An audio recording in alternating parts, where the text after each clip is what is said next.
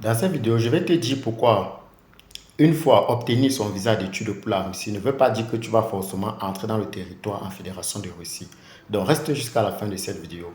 Alors, tu dois connaître que si tu as obtenu ton visa d'études pour la Russie, la première des choses que tu vas faire, c'est que lorsque tu achètes ton billet d'avion, alors contacte rapidement ton école et scanne ton billet d'avion pour les envoyer. La deuxième des choses, c'est que ne cherche pas à arriver en Russie un jour, un week-end. Cherche à atterrir entre lundi à vendredi. Donc, ton vol ne doit pas atterrir samedi ou dimanche, car il sera, je n'ai pas dit que tu seras renvoyé dans ton pays d'origine, mais il sera très fort probable que tu puisses être renvoyé dans ton pays d'origine. La troisième chose, c'est que paye au moins la moitié de tes frais de scolarité avant de venir en Russie. Parce que si tu viens en Russie sans avoir payé la moitié de tes frais de scolarité, l'agent d'immigration ne comprendra pas que effectivement tu viens pour les études. Il va se dire que tu utilises la Russie comme un pays de passage, c'est-à-dire pour aller en Pologne et en Lituanie. Bon, je ne veux pas en parler ici.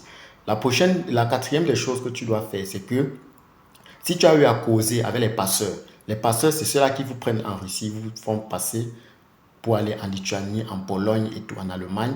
Bon, si tu as eu à causer avec eux, supprime tous les messages à l'intérieur.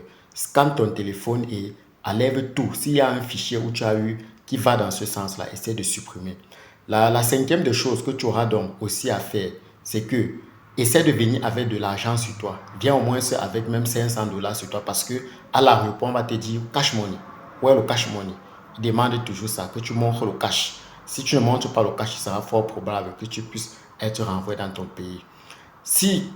Donc, il y en a plusieurs paramètres qui peuvent permettre que vous soyez donc renvoyé dans votre pays d'origine. Si tu veux donc en savoir plus, écris-moi donc en commentaire ou bien prends mon numéro WhatsApp sur cette vidéo aussi et tu m'écris.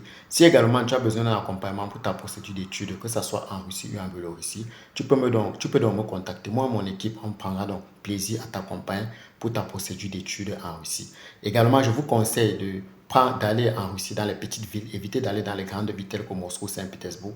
Il y en a plusieurs petites villes. Je prends par exemple la ville de Stavropol. Si tu veux en savoir plus et avoir une admission dans ces villes-là, tu peux donc me contacter. C'était donc David encore pour le compte de CGT Travel. Bye.